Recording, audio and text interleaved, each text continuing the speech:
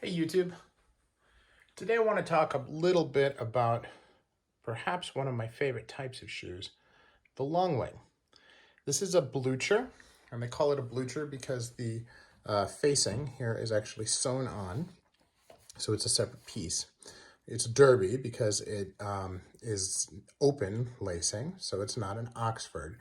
But the thing that's most important about these shoes is that it's called a long wing. So you see it has the wingtip, but the wing goes all the way around the shoe.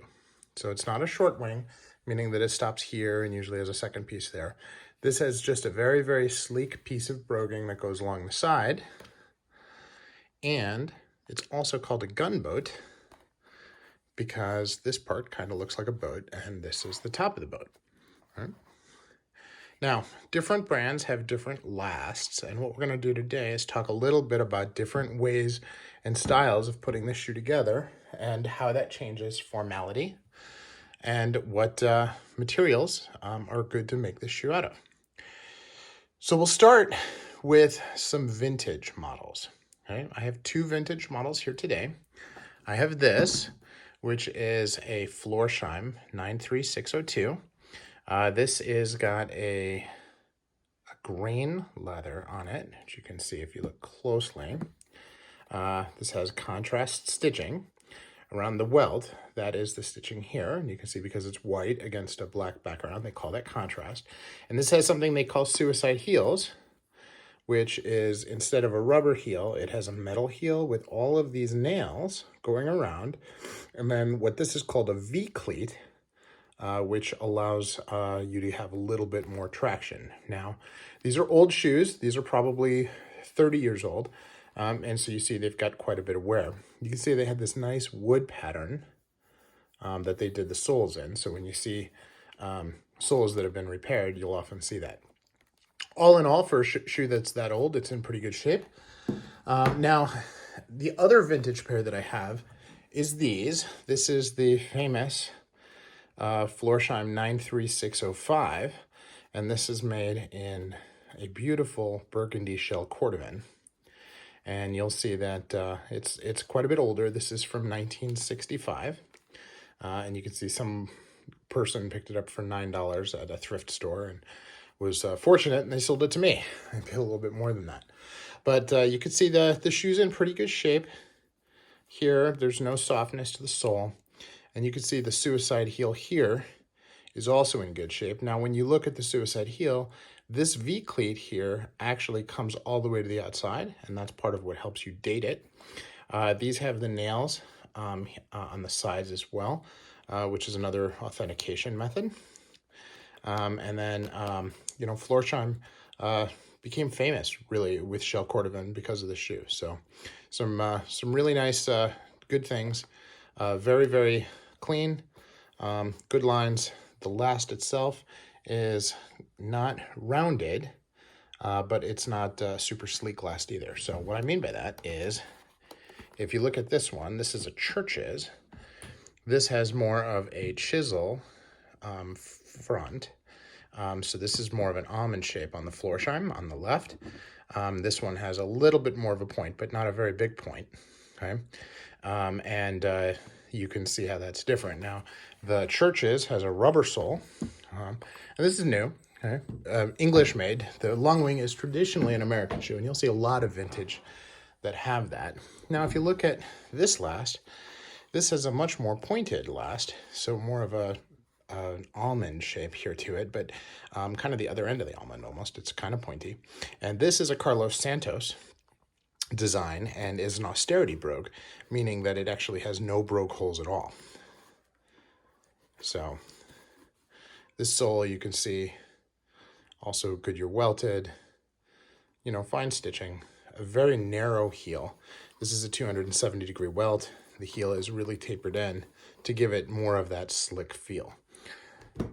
Now, you'll see that is where this is slick, this is a monster. And this is a leather lately, London Avenue series. And this is what they call a Spectator. A Spectator is multicolor. And this one has some nice details on it as well with the different colors. It has brass eyelets, which is also a nice feature.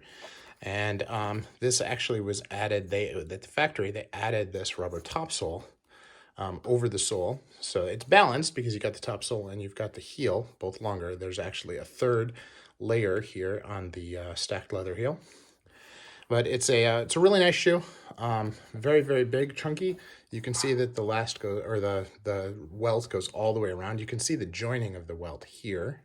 A lot of people judge the quality of the maker based on how well they do that join. It's a pretty good one.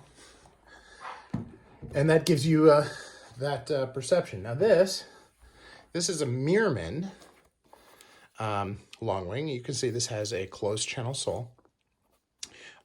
This actually has a join here that you can see. So where the blucher comes down, you can see that there's fabric there, or there's a seam there, excuse me, on both sides. So that means the vamp is a different piece of leather. Now that's pretty different than what you see here on the churches and what you see on some of the others. Now some of the others are kind of cheesy, like this one actually is not even a blucher. This is a derby. The blucher line is sewed in, so this is all the same piece. But on this piece, the Longwing has a seam, which is a little different. Now, that's obviously something on purpose, something that they built into the design, but something that you don't see on some of the higher end models. So this is an Alden 979, and you'll see there's no seam on this side at all underneath it, and no seam on the gunboat. Kind of seems silly to have a gunboat with a seam in it. It would sink. So, pretty nice looking shoe.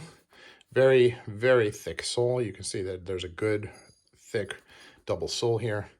And you can see the Alden Goodyear welt and a combination heel with a good number of nails. Now, not anything like the vintage, but still a good number of nails nevertheless. You compare those nails to here, and you can see it's not a dovetail sole. The Mirman just has 7 nails.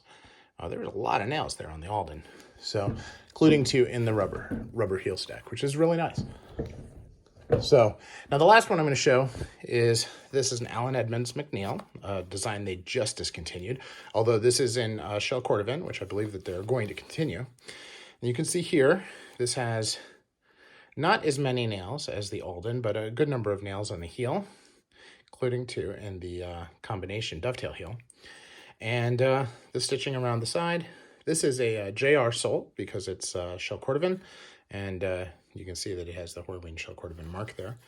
And where this is a less rounded than the Alden. So if you look at the Alden, and this is a very last Alden, you can see quite how round that is compared to the Edmonds. So a little bit of difference there in the different styles of Longwings. Hope you found that informative, and wishing everybody a great day. This is Wisconsin Shoe Guy signing out.